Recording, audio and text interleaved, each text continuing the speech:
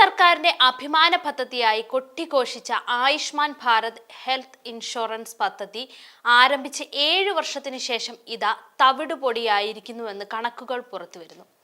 ഇന്ത്യയിലാകെ സർക്കാർ ആശുപത്രികളും സ്വകാര്യ ആശുപത്രികളും അടക്കം 32,000 ആശുപത്രികൾ കുടുംബത്തിന് 5 ലക്ഷം രൂപയുടെ ഇൻഷുറൻസ് നൽകുന്ന പദ്ധതിയുടെ ഭാഗമായി. എന്നാൽ നിലവിൽ 1.21 ലക്ഷം കോടിയുടെ ബില്ലുകളാണ് മാറാതെ കിടക്കുന്നതെന്നും ഇതിന്റെ ബാധ്യത മുഴുവൻ ആശുപത്രികൾക്ക് ചുമക്കേണ്ടി വരുന്നെന്നുമാണ് ഏറ്റവും പുതിയ കണക്കുകൾ വ്യക്തമാക്കുന്നത്. മണിപ്പൂർ, രാജസ്ഥാൻ, ജമ്മു കാശ്മീർ എന്നിവിടങ്ങളിലടക്കം മിക്ക ആശുപത്രികളും പദ്ധതി ഇനി മുന്നോട്ട് കൊണ്ടുപോകാൻ കഴിയില്ലെന്ന് അറിയിച്ചു കഴിഞ്ഞു.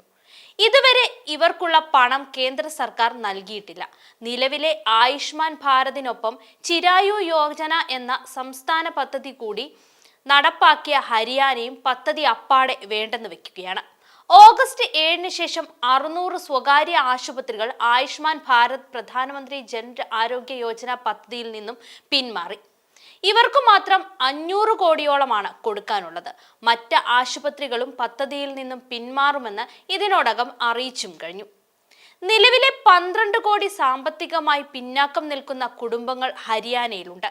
ഇതിൽ 1.364 കോടി ഗുണഭോക്താക്കൾ പദ്ധതിയിലുണ്ട്.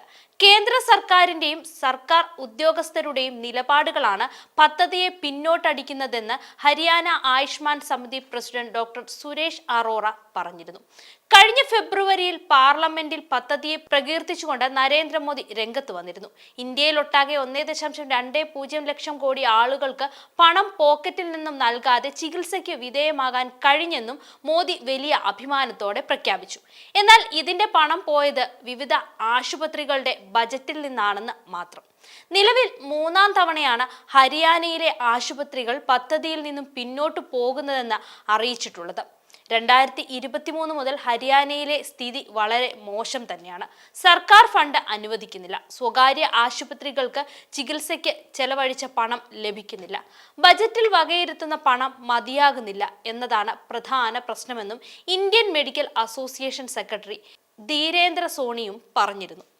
ഇപ്പോൾ ഇന്ത്യയിലെ പല സംസ്ഥാനങ്ങളിലും ആയുഷ്മാൻ ഭാരത് PMJAY പദ്ധതി വലിയ പ്രതിസന്ധിയിലാണെന്നാണ് വ്യക്തമാകുന്നത്.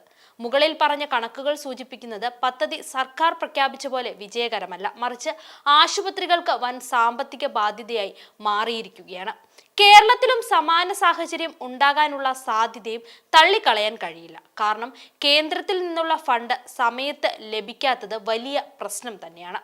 സംസ്ഥാന സർക്കാരിന്റെ ഭാഗത്തു നിന്നും മതിയായ വകയിരുത്തൽ ഇല്ലെങ്കിൽ ആശുപത്രികൾക്ക് ബാധ്യത കൂടും. സ്വകാര്യ ആശുപത്രികൾക്ക് ചികിത്സാ ചെലവ് സർക്കാർ നിശ്ചയിച്ച നിരക്കിനേക്കാൾ കൂടുതലാണ്. പണം വൈകി കിട്ടുമ്പോൾ ആശുപത്രികൾക്ക് പദ്ധതി തുടരാൻ പ്രയാസമാവുകയും ചെയ്യും. PMJAY പദ്ധതിയിലൂടെ രോഗികൾക്ക് സൗജന്യ ചികിത്സ ലഭ്യമാക്കുന്നതിനാൽ ആശുപത്രികളുടെ ബാധ്യതയും ചെലവും വർദ്ധിക്കുന്നു. എന്നാൽ അതിന് അനുയോജ്യമായ വരുമാനം ആശുപത്രികൾക്ക് ലഭിക്കുന്നുമില്ല. ക്ലെയിം പ്രോസസ്സിംഗ്, പരിശോധന, പേയ്മെന്റ് റിലീസ് തുടങ്ങിയവയിൽ ബ്യൂറോക്രാറ്റിക് വൈകല്യങ്ങൾ ഉണ്ടാകുന്നുണ്ട്. പല ആശുപത്രികളിലും ഇതിനോടകം തന്നെ പരാതികൾ ഉന്നയിച്ചിട്ടുമുണ്ട്.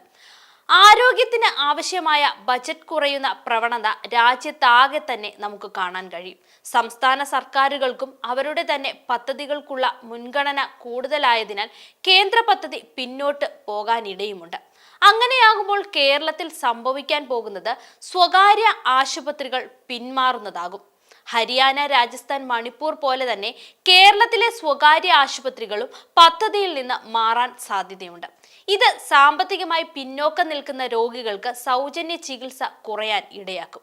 പദ്ധതിയുടെ ക്രെഡിറ്റ് കേന്ദ്ര സർക്കാർ ഏറ്റുവാങ്ങിയതിനാൽ സംസ്ഥാനത്ത് പദ്ധതി തുടരുകയാണെങ്കിൽ അതിന്റെ രാഷ്ട്രീയ പ്രതിഫലനവും ഉണ്ടാകും. കരുണാശ്രീ പോലുള്ള സംസ്ഥാന പദ്ധതികൾക്കാണ് സംസ്ഥാനത്ത് കൂടുതൽ മുൻഗണന ലഭിക്കാനിടയുള്ളത്. കേരളം ആരോഗ്യരംഗത്ത് മുൻപന്തിയിലുള്ള സംസ്ഥാനമാണെങ്കിലും കേന്ദ്ര ഫണ്ടിംഗ് വൈകുന്നതും പദ്ധതിയുടെ ഘടനാപരമായ പോരായ്മകളും പരിഹരിക്കാനാവാത്ത പക്ഷം ഇപ്പോൾ ഹരിയാനയിലും രാജസ്ഥാനിലും സംഭവിക്കുന്ന പോലെ ആയുഷ്മാൻ ഭാരത് പദ്ധതി കേരളത്തിലും തകർന്നു പോകാൻ സാധ്യത വളരെ വളരെ വളരെ കൂടുതലാണ്. കേരളത്തിലെ PMJAY പദ്ധതിയുടെ നിലവിലെ സ്ഥിതി നോക്കിയാൽ കേരളത്തിലെ സ്വകാര്യവും സർക്കാർ ആശുപത്രികളുമെല്ലാം 400 കോടിയുടെ PMJY ക്ലെയിം രൂപം ബാക്കി അൺപെയ്ഡായി കിടക്കുന്നത് പ്രസ്തുത മേഖലയിൽ ശക്തമായ സാമ്പത്തിക ആശങ്കകൾ തെളിയിക്കുകയാണ്. 2018 മുതൽ കേരളത്തിൽ 146 സ്വകാര്യ ആശുപത്രികൾ തുടർച്ചയായി ഇത് സംബന്ധിച്ച ലാഭമില്ലായ്മകൾ, പാക്കേജ് നിരക്കുകളുടെ കുറവ്, പേയ്മെന്റ് വൈകല്യങ്ങൾ എന്നീ കാരണം കൊണ്ട് പദ്ധതിയിൽ നിന്ന് പിന്മാറി.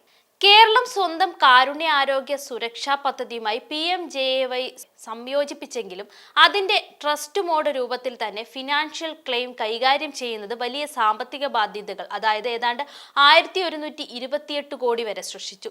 ഇത് പിന്നീട് ഫാർമ കേന്ദ്രങ്ങളും ആശുപത്രികൾക്കുമിടയിൽ മരുന്നുകളുടെയും വസ്തുക്കളുടെയും ലഭ്യതയിൽ പ്രതിസന്ധി ഉണ്ടാക്കി. സീനിയർ രോഗികൾക്ക് ബെഡ് ആവശ്യപ്പെട്ടതും ആയിരുന്നിട്ടും ഹോസ്പിറ്റലുകളുടെ ലിസ്റ്റിലാണ് ബദൽ വിവരം ലഭിക്കാത്തത് സ്റ്റേറ്റ് സെൻട്രൽ കോർഡിനേഷൻ പിഴവുകളെ ഉയർത്തിക്കാട്ടി.